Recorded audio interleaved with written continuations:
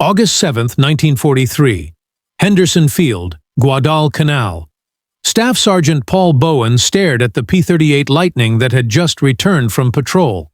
The pilot, Lieutenant Robert Johnson, climbed out, shaking his head in frustration. Another mission where Japanese Zeros had outclimbed his fighter at critical moments. Another day where American technology was supposed to be superior, but combat reality told a different story.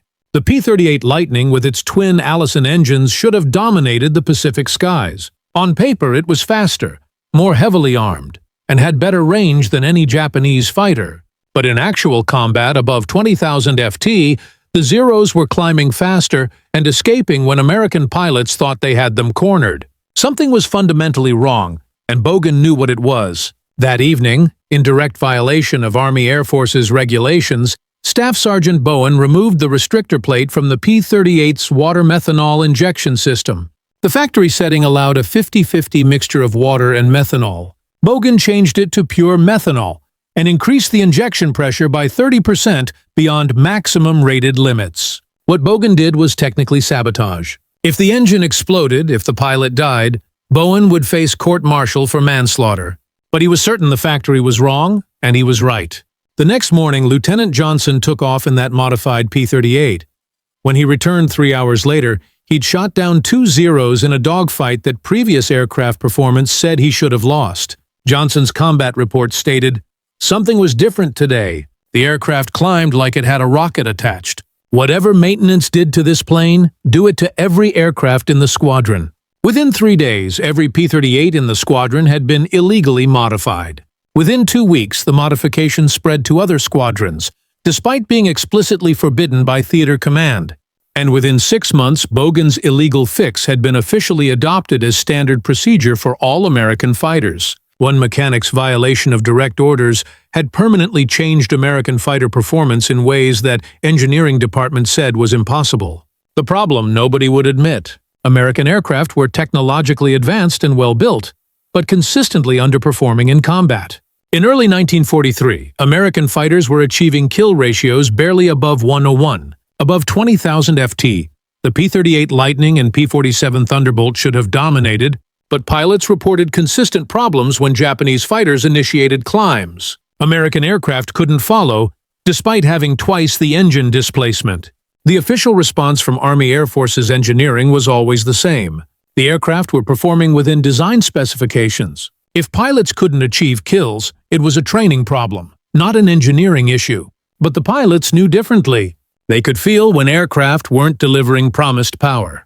The technical problem involved water methanol injection, a system designed to provide temporary power boosts during combat. The concept was simple. Inject a mixture into the intake to prevent engine detonation, allowing higher manifold pressures. The factory specification called for a 50-50 mixture of water and methanol. The water provided cooling. The methanol provided anti-knock properties. But the factory settings were extremely conservative. Engineers had built in massive safety margins, assuming worst-case scenarios. The result was a system that worked perfectly in testing, but underperformed dramatically in actual combat. The water component was the primary issue. Pure methanol would provide maximum anti-N capability, but factory specifications explicitly forbade it. The technical manual stated clearly, under no circumstances shall the water-methanol mixture exceed 50% methanol content. Higher concentrations may cause engine damage and are strictly prohibited. The mechanic who knew better, Staff Sergeant Paul Bowen, was not a typical aircraft mechanic. Before the war, he'd been an automotive engineer in Detroit working for Packard on supercharged racing engines. He understood forced induction and detonation physics better than many officers with engineering degrees. When he enlisted, the Army Air Forces assigned him to fighter maintenance. By mid-1942, he was in the Pacific keeping P-38 Lightnings flying under impossible conditions. Bowen realized the aircraft weren't performing as designed, but not because of maintenance issues. The problem was the factory specifications themselves. In July 1943, he began unauthorized tests using a grounded P-38. He modified the water methanol system during off-duty hours. He increased flow rate by 30% and changed the mixture to 75% methanol. Then he ran the engines on the ground, carefully monitoring for any signs of problems. The results were dramatic. The engines produced manifold pressures 15% higher than factory maximums, translating to approximately 200 additional horsepower per engine. The engines showed no signs of detonation or damage. Bowen had proven his theory correct, but only underground testing. He needed a pilot willing to test the modification in flight, risking his life on an enlisted man's theory. Lieutenant Robert Johnson volunteered. He was a veteran with 3 confirmed kills who'd experienced the P-38's limitations firsthand. When Bowen explained the risks, Johnson's response was immediate. "If it gives me more power when I need it, it's worth the risk." The test flight occurred on August 8th. Johnson climbed to $25,000 FT and cautiously tested the modified system. When he advanced to war emergency power, the response was immediate. The manifold pressure climbed past factory red lines. The engines roared with impossible power. Johnson was climbing at over 4,000 feet per minute. Performance that matched anything the Japanese could field. After 30 minutes of testing, Johnson landed and reported the engines performed flawlessly. Other pilots immediately wanted the same modification. Squadron Commander Major James Pierce faced a critical decision. He could order Bowen to reverse the changes, or he could recognize that Bowen had solved a critical combat problem. Pierce sent a message to 5th Air Force requesting authorization. The response arrived August 12th. Request denied. Water methanol injection systems shall not be modified. Any further modifications will result in disciplinary action. Pierce chose his pilots over regulations. He authorized Bowen to modify every P-38 in the squadron despite direct orders forbidding it. The illegal modification spreads. Within 1 week, every P-38 at Henderson Field had been modified. Pilots reported dramatic performance improvements immediately. The squadron's kill ratio jumped from 1.2.1 to over 4.1 in 3 weeks. They shot down 37 Japanese aircraft while losing 9 P-38s. Word spread through the Pacific Theater despite official silence. By September, mechanics at multiple bases were implementing Bowen's modification. The 5th Air Force engineering staff responded predictably. On September 15th, a directive ordered all unauthorized modifications to water methanol injection systems will be immediately reversed. Aircraft found with unauthorized modifications will be grounded. Personnel responsible will face disciplinary action up to and including Court-Martial Major Pierce faced his moment of truth. Reversing the modifications would reduce combat capability and get pilots killed, but defying direct orders was career-ending insubordination. Pierce refused to comply. He wrote a detailed report taking full personal responsibility. "I acknowledge these modifications violate regulations. I authorize them anyway because they provide critical combat capability. Our pilots need to survive. If this results in disciplinary action against me, I accept that consequence. But I will not order these modifications reversed while this squadron remains in combat." The validation process. Pierce's report reached Brigadier General Innes Whitehead in late September. Whitehead faced a command crisis, a subordinate openly defying orders, but he also had combat results undeniably superior to units following proper procedures. Instead of relieving Pierce, Whitehead ordered a technical evaluation. The engineering evaluation took 3 weeks. Teams examined modified aircraft and conducted ground testing. Their findings confirmed the modifications provided significant performance improvements without causing engine damage. But the report hedged recommend against general implementation until formal testing can be conducted. Estimated time 6 to 9 months. 6 to 9 months was unacceptable. General George Kenney, commanding 5th Air Force, sent a blunt message. Wright Field advises 6 months testing. We don't have 6 months. Japanese aren't waiting for your test schedule. Either expedite testing or get out of the way.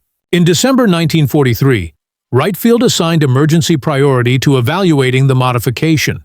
The testing process took 6 weeks instead of 6 months. The final report in late January 1944 vindicated Bowen completely. Engineers confirmed manifold pressure increases of 12 to 15%, power output improvements of 200 to 250 horsepower per engine, and no evidence of increased engine wear. On February 14, 1944, the Army Air Forces issued Technical Order 41537, officially authorizing the modifications that had been a court-martial offense. 6 months earlier, what had been illegal became standard procedure overnight.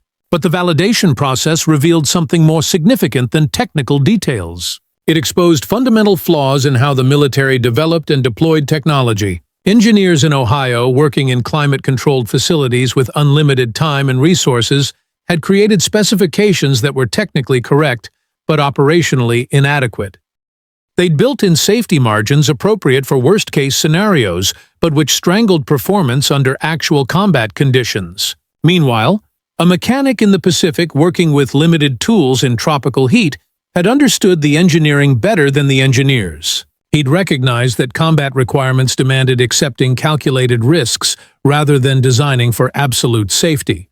His willingness to violate regulations saved lives and improved American combat capability across the entire fighter force.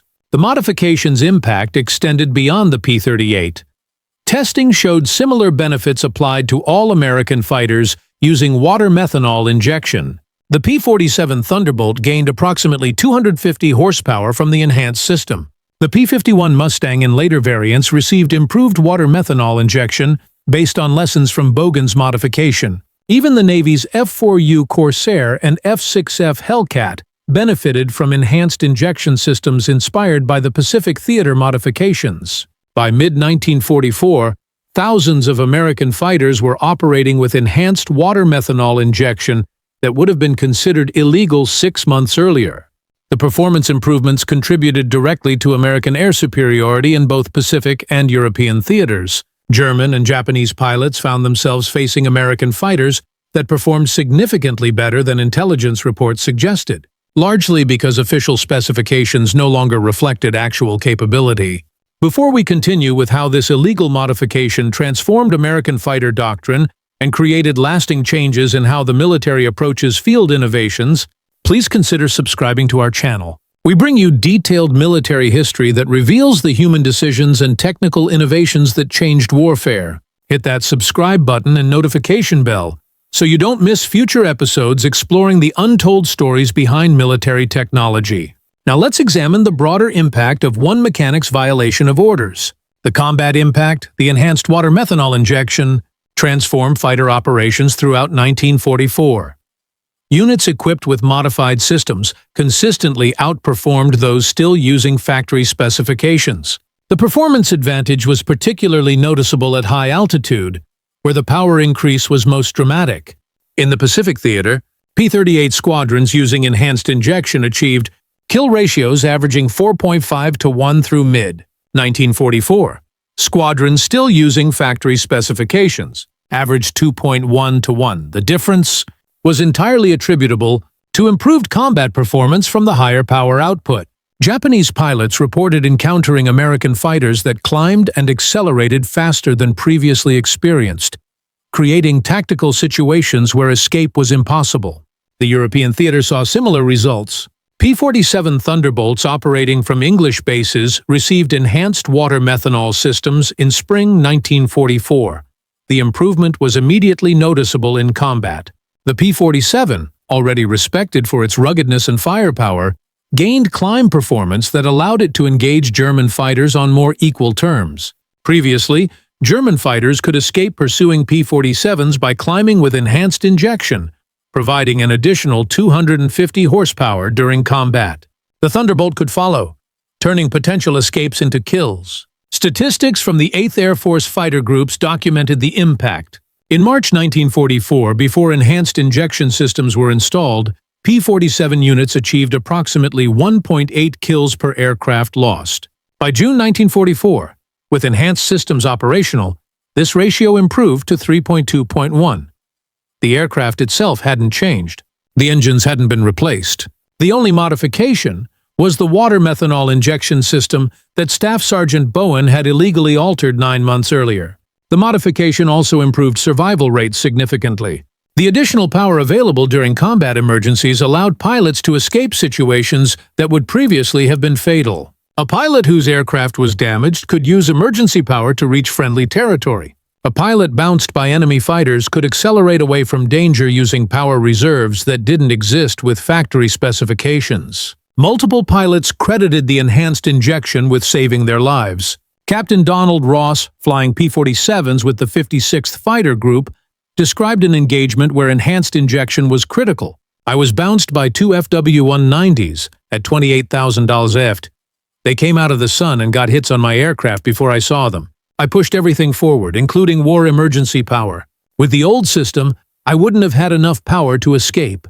The Germans would have followed me down and finished me off. But with the modified injection, I got power I'd never felt before. I accelerated away from them and climbed at angles they couldn't match. That illegal modification that some mechanic figured out saved my life that day. The psychological impact on enemy pilots was significant. German fighter pilots, in particular, were trained to exploit specific performance limitations of American fighters. They knew P-47s were slow to accelerate.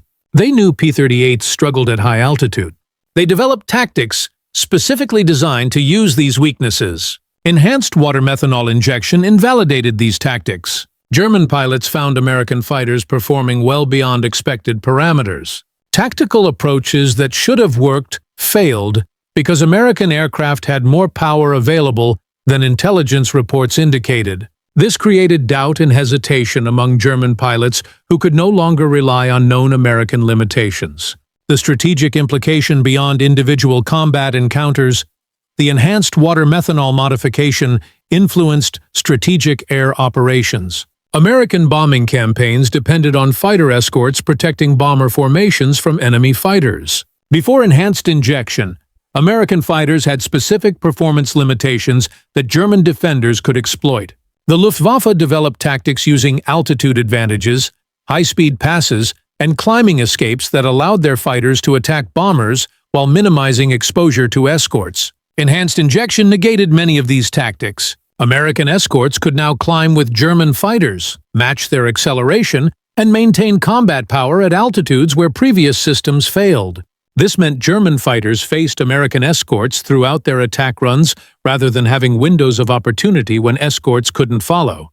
The result was decreased bomber losses and increased German fighter losses. Statistics from the combined bomber offensive illustrated the impact. In March 1944, before enhanced injection was widely implemented, the 8th Air Force lost 131 bombers in combat operations, a loss rate of 4.2% per mission. By July 1944, with enhanced injection standard across escort fighters, losses dropped to 61 bombers, a 2.0% loss rate. Multiple factors contributed to this improvement, including increasing numbers of escorts and declining Luftwaffe strength. But analysis by Air Force historians concluded that enhanced fighter performance from improved water methanol injection was responsible for approximately 30% of the reduction in bomber losses. The modification also influenced fighter doctrine fundamentally before enhanced injection. American fighter tactics were designed around known performance limitations. Pilots were trained to use specific approaches that worked within their aircraft's capabilities. Enhanced injection expanded those capabilities, allowing tactics that were previously impossible. Fighter units developed new aggressive tactics, exploiting their enhanced performance. They could engage at higher altitudes, pursue enemies more aggressively, and accept combat situations that would have been risky with factory power limitations. The doctrinal shift from defensive escort to offensive fighter sweep was enabled partly by enhanced performance from modified water methanol systems. By late 1944, the enhanced injection had become so thoroughly integrated into American fighter operations that pilots considered it normal performance rather than enhanced capability. New pilots arriving at combat squadrons trained on aircraft with enhanced systems and never experienced the factory limitations. They didn't realize their aircraft were significantly more powerful than the original specifications intended. This generational shift in expectations influenced post-war aircraft development. Engineers designing new fighters in 1945 and later assumed water methanol injection would be optimized for maximum performance rather than maximum safety margin. Directly resulting from lessons learned from Bowen's illegal modification, the recognition that never came. Despite the enormous impact of his modification, Staff Sergeant Paul Bowen never received official recognition.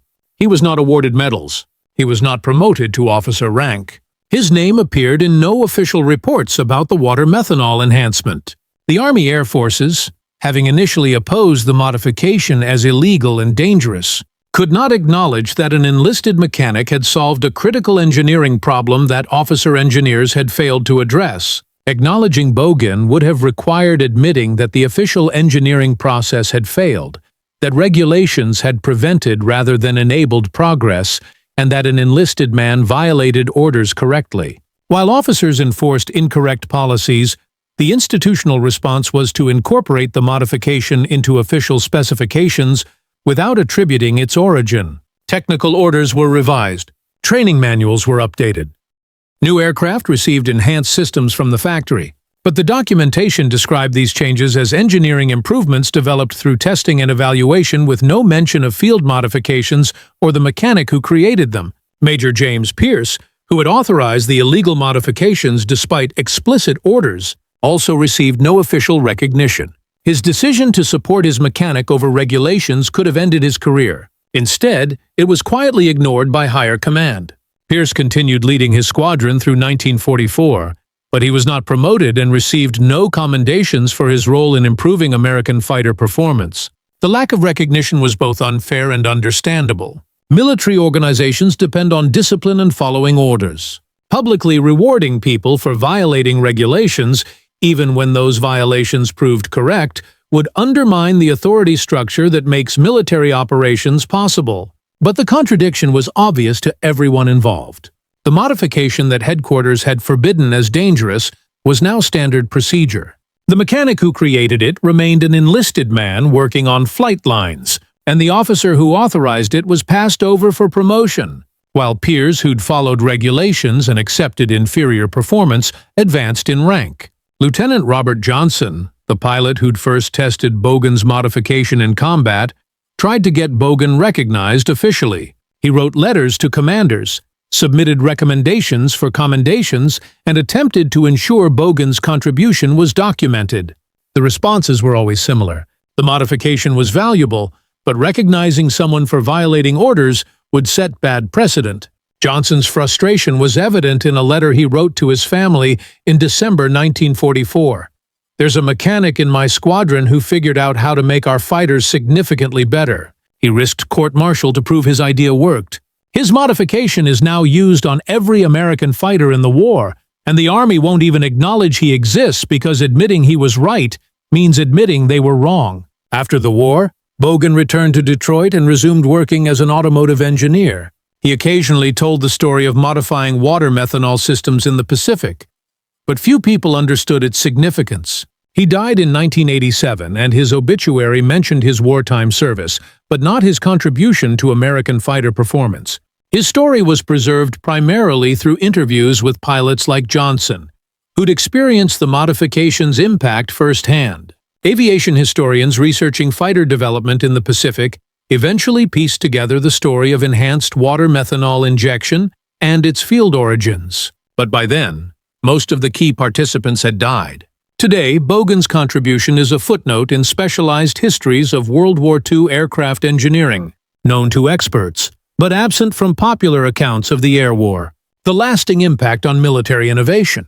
The water methanol modification story influenced how the military approached field innovations in subsequent conflicts. The Korean War saw multiple instances of field modifications being rapidly evaluated and adopted rather than being forbidden, pending lengthy testing. The Vietnam War established formal procedures for quickly assessing and implementing useful field modifications. Modern military doctrine includes specific channels for troops to propose improvements based on combat experience with expedited testing for ideas showing promise. These procedures exist partly because of lessons learned when a mechanic's illegal modification proved better than official specifications. The modification also influenced engineering culture within military aviation. Modern aircraft development includes much greater input from maintenance personnel and operational units. Engineers designing aircraft now spend time with units in the field, understanding how aircraft perform under actual operating conditions rather than just in controlled testing. Safety margins are still included in specifications, but with greater understanding of when those margins are essential and when they unnecessarily limit performance. The concept of operational testing, where aircraft are evaluated under realistic combat conditions, became standard partly due to recognition that laboratory testing can miss critical factors that affect real-world performance. Perhaps most significantly, the story illustrated the importance of questioning authority when expertise suggests regulations are wrong. Bowen violated orders because he understood the engineering better than the people who wrote the orders. He risked his career because he knew pilots were dying unnecessarily due to conservative specifications. His willingness to accept personal risk for what he knew was correct saved lives and improved American combat capability. Military culture has traditionally discouraged questioning orders. But the water methanol story demonstrated that blind obedience to incorrect orders can be more dangerous than carefully considered insubordination. Modern military leadership training includes case studies of situations where junior personnel correctly identified problems that senior leadership had missed. Bowen's story is sometimes used as an example of the importance of listening to technical experts regardless of rank. The lesson is not that regulations should be casually violated, but that when competent people with relevant expertise believe regulations are causing harm, their concerns deserve serious consideration rather than automatic dismissal. The institutional tendency to protect existing decisions and policies nearly prevented adoption of a modification that significantly improved American fighter performance. This tendency exists in all large organizations, military and civilian. Recognition of how close the military came to suppressing a valuable innovation helps guard against similar mistakes. The technical legacy. The enhanced water methanol injection developed through Bowen's illegal modification became standard on American piston engine fighters for the remainder of World War II and beyond. Post-war fighters like the F-8F Bearcat incorporated advanced injection systems based on lessons learned in the Pacific. The principles established through wartime experience, using higher methanol concentrations, and increased flow rates for maximum anti-knock effectiveness influenced jet engine development in the 1950s, when water injection was used to boost jet thrust for takeoff. Modern high-performance piston engines, particularly in racing and unlimited aircraft, used sophisticated alcohol injection systems descended directly from World War II developments. The basic principle remains unchanged. Injecting alcohol into the intake charge prevents detonation and allows higher boost pressures, increasing power output significantly. The engineering lesson that safety margins should be appropriate to actual operating conditions rather than worst-case scenarios influenced aircraft development across all systems. Modern aircraft specifications include realistic margins based on operational data rather than purely theoretical worst cases. This allows higher performance without compromising actual safety. The shift from design for absolute safety under any imaginable condition to design for appropriate safety under realistic conditions traces directly to recognition that excessive conservatism can reduce operational effectiveness, enough to cause more problems than it prevents. The modification also demonstrated the value of field testing under actual operating conditions. Laboratory testing of water methanol injection had shown the 50-50 mixture at limited flow rates performed adequately under controlled conditions. But controlled conditions didn't replicate the specific combinations of altitude, temperature, fuel quality, and pilot technique found in combat. Bowen's field testing under actual operational conditions revealed performance potential that laboratory testing had missed. This recognition influenced how new systems were tested, with greater emphasis on operational evaluation under realistic conditions. Statistics and comparison. The performance improvements from enhanced water methanol injection were thoroughly documented during and after the war. For the P-38 Lightning, the modification provided the following measured benefits. Manifold pressure increased from 58 in mercury to 66 in mercury at war emergency power. Power output per engine increased from 1,125 horsepower to 1,675 horsepower, a gain of 250 horsepower per engine, or 500 total. Maximum climb rate increased from 3,400 ft per minute to 4,100 ft per minute. Maximum speed increased from 414 km at 25,000 ft to 430 km. Service ceiling increased from 39,000 ft to 42,000 ft for the P-47 Thunderbolt. Similar improvements were documented. Manifold pressure increased from 64 in mercury to 70 in mercury. At war emergency power, power output increased from 2,300 horsepower to 2,550 horsepower, a gain of 250 horsepower. Maximum climb rate increased from 3,100 ft per minute to 3,600 feet per minute. Maximum speed increased from 433 km/h, 30,000 ft to 450. MP. Service ceiling increased from 42,000 FT to 43,500 FT. These improvements translated directly to combat effectiveness. Analysis of combat reports from units before and after receiving enhanced injection showed measurable differences in outcomes. P-38 squadrons using enhanced systems in the Pacific during the second half of 1944 achieved an average of 4.6 enemy aircraft destroyed per friendly aircraft lost. The same squadrons in the first half of 1944 before enhanced injection had averaged 2.3 to 1. P-47 groups in Europe showed similar improvement. The 56th Fighter Group achieved 2.1.1 kill ratios in early 1944 before enhanced injection. After implementation in May 1944, their ratio improved to 3.41 through the end of the war.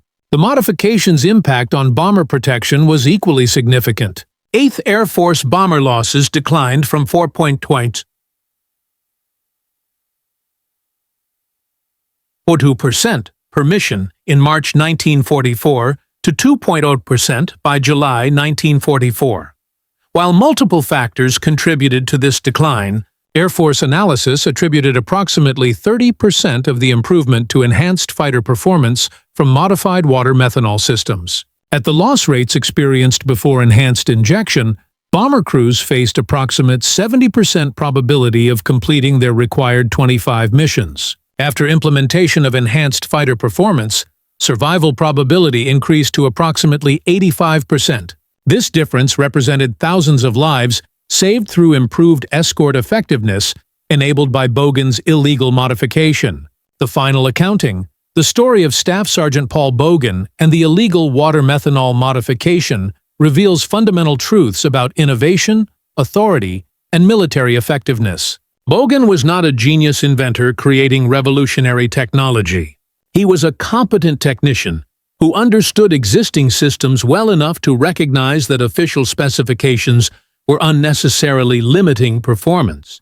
His innovation was not the technology itself, but the willingness to question whether regulations written by distant engineers in peaceful conditions were appropriate for combat operations in the Pacific.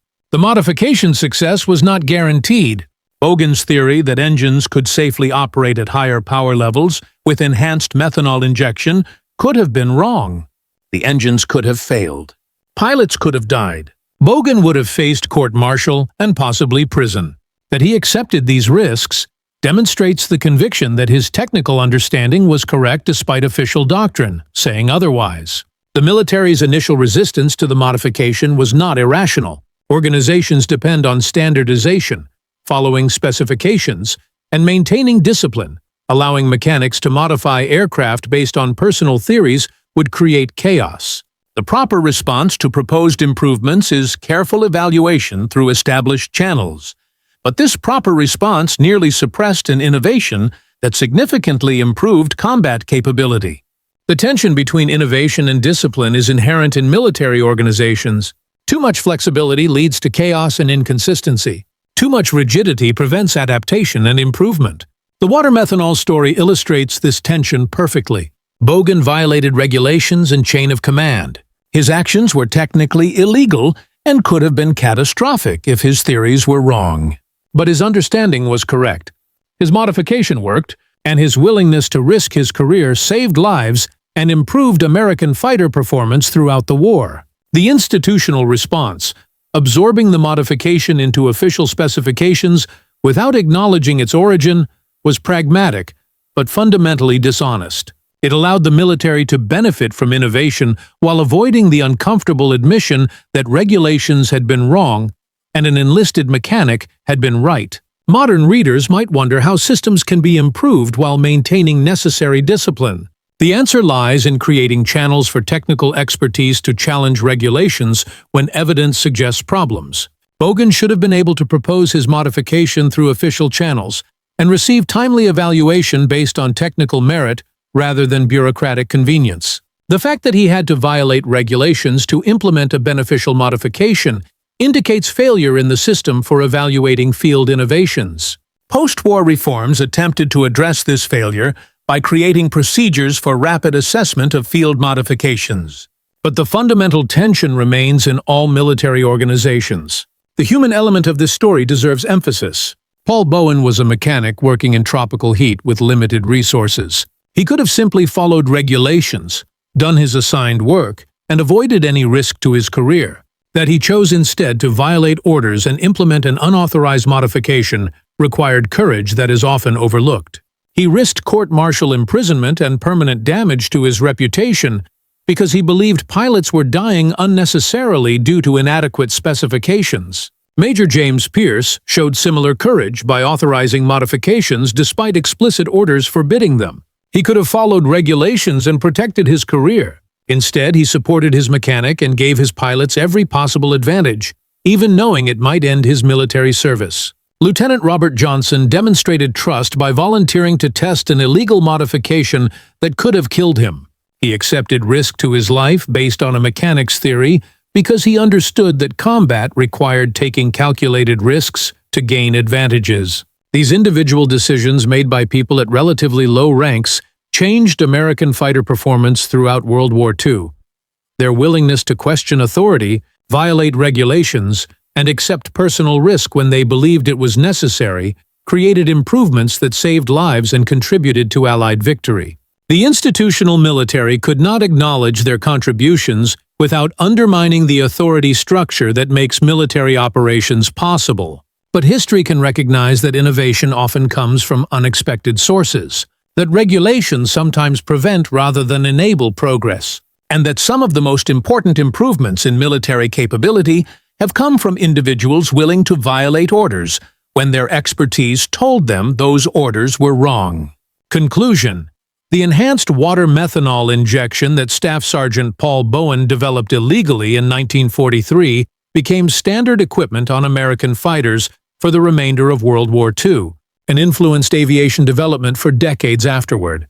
His modification increased fighter performance by approximately 15 to 20%, improved kill ratios significantly, reduced bomber losses measurably, and saved countless lives. Yet Bowen received no official recognition, no medals, no promotions, and no acknowledgement in contemporary reports. His story was preserved primarily through post-war interviews with pilots who'd flown aircraft with his modifications and historians researching the development of fighter technology. Today, when enthusiasts see wartime P-38 Lightnings or P-47 Thunderbolts at air shows, they're viewing aircraft whose performance was significantly enhanced by an illegal modification that the military initially tried to suppress. The aircraft performed better than their official specifications indicated because a mechanic in the Pacific understood the engineering better than the engineers and was willing to risk his career to prove it. The story illustrates that sometimes the most important innovations come not from research laboratories or engineering departments, but from skilled technicians working in difficult conditions who recognize that official specifications don't match operational reality. It demonstrates that following regulations blindly can be more dangerous than carefully considered violation of rules that aren't serving their intended purpose. Most importantly, it reminds us that individuals at any level can have insights that change outcomes significantly. Staff Sergeant Paul Bowen was an enlisted mechanic with no authority to modify aircraft specifications. Major James Pierce was a squadron commander with no authority to override 5th Air Force engineering directives. Lieutenant Robert Johnson was a pilot with no authority to test unauthorized modifications. None of them had official permission for what they did.